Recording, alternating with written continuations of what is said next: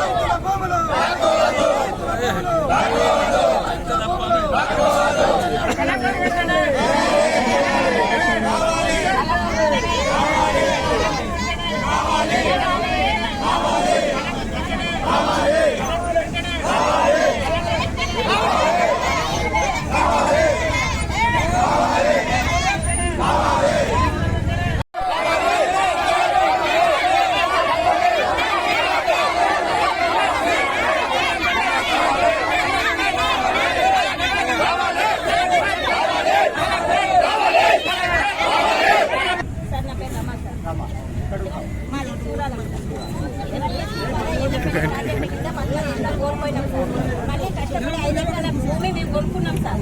ఇప్పుడు ఉన్న 5 ఎకరాల భూమి పోతుంది సార్.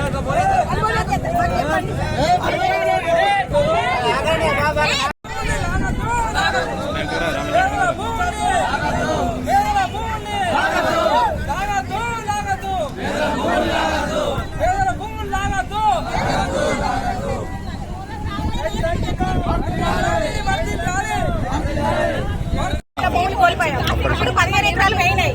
ఇప్పుడు కాస్త ఉన్న భూమి కూడా తీసుకుంటే మేము ఎలా బతుకుతాం? ఎక్కడికైనా మాకు న్యాయం జరగట్లేదు. అందుకోసం ఈ మళ్ళీ ఇక్కడ ఉన్నాం. ఎక్కడికైనా సమాధానం చెప్పట్లేదు. ఇప్పటికి వచ్చినాక మాత్రం మేము సమాధానం చెప్తాం, రేపు చెప్తాం, ఎల్లుండి చెప్తాం అంటారు. మరి ఏం కొలవడానికి మాత్రం రోజు వస్తున్నారు. 10 రోజులు పని పోతాను. మేము ఎట్లా ఏం చేసుకోండి? ఇవాళ మాకు న్యాయం చెప్పదాకా మేము కదలం. మా పిల్లల భవిష్యత్తు కూడా పెట్టుకొని మేము ఇక్కడ ఇప్పుడైతే మేము బతుకుతాం. తర్వాత మా పిల్లలు ఎదుగుతారు. భూములు తీసుకుంటే మా ఆవేదన ఇది సార్. కలెక్టర్ రావాలి, మాకు సమాధానం చెప్పాలి. మేమైతే భూములు ఇవ్వం.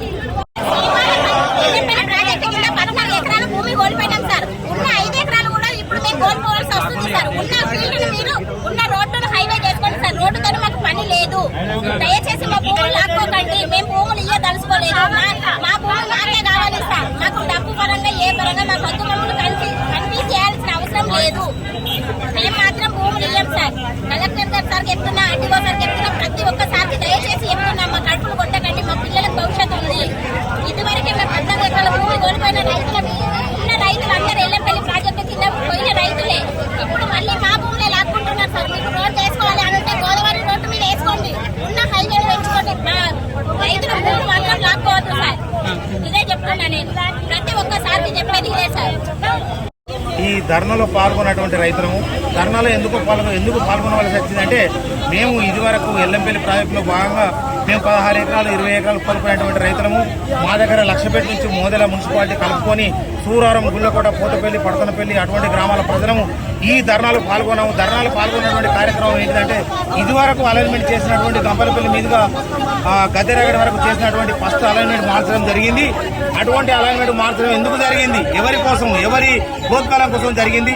మళ్ళీ రెండవ అలైన్మెంట్ ఈ రోడ్డునే చేశారు. ఈ రోడ్డు గుంట ఇటు కొంచెం తీసుకొని మేము రోడ్డును వెడల్పు చేస్తున్నాం. చెట్లు పోతున్నాయి, ఇండ్లు పోతున్నాయి. ఇది కూడా మేము ఓకే చేయడం జరిగింది. అలైన్మెంట్ జరిగిందని కూడా మాకు తెలియడం జరిగింది. అటువంటి హైవేను మళ్ళీ రద్దు చేసుకొని గ్రీన్ ఫీల్డ్ అని చెప్పి మళ్ళా మా రైతుల పట్ట భూములకెళ్ళి వేసుకోవడం జరుగుతుంది. ఇట్టి రైతుల పట్ట భూములు ఎన్ని విధాల గవర్నమెంట్ ప్రయత్నం చేసినా కూడా మేము ఇవ్వని పరిస్థితి ఉన్నది. మేము ఇదివరకే ఇటువంటి భూములు కోల్పోవడం జరిగింది. మాకు భూమి పోతే భూమి దొరకదు. కావున మా యందు దయ తలచి మామూలను రెచ్చగొట్టద్దు. రోడ్డు మీదకి వచ్చిన ఇవాళ ఫస్ట్ సారి ఇదివరకు మామిడి చెట్లలో పుట్టలో వాయిస్ ఇచ్చినాం. ఇప్పుడు రోడ్డు మీదకి వచ్చినాం. ఈ వాయిస్ ఇంకా కొనసాగిస్తాం. ఆర్డీఓ గారు కానీ, కలెక్టర్ గారు కానీ గ్రామాల వారిగా మీటింగ్లు పెట్టి మరి మీకేంది, మీకు మేము గిరిస్తాం, మరి గిరిస్తాం, గిట్లా మేము ఉద్యోగాలు ఇస్తాం మరి అని ఏం చెప్పడం లేదు. అటువంటిది ఏమైనా ప్రయత్నం ఉంటే మా గ్రామాల వారిగా మీటింగ్లు పెట్టి చెప్పాలి. మేము ఒకవేళ ఆఫీస్కు పోయినట్టయితే మమ్మల్ని ఎవరం తేగడం లేదు, మమ్మల్ని దగ్గర రానియడం లేదు.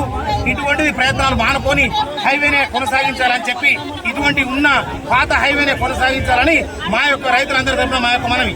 మరిన్ని వీడియోస్ కోసం ఛానల్ ని సబ్స్క్రైబ్ చేయండి, లేటెస్ట్ అప్డేట్స్ కోసం వాట్సాప్ ఛానల్ ని ఫాలో చేయండి అండ్ లింక్ డిస్క్రిప్షన్ లో ఉంది.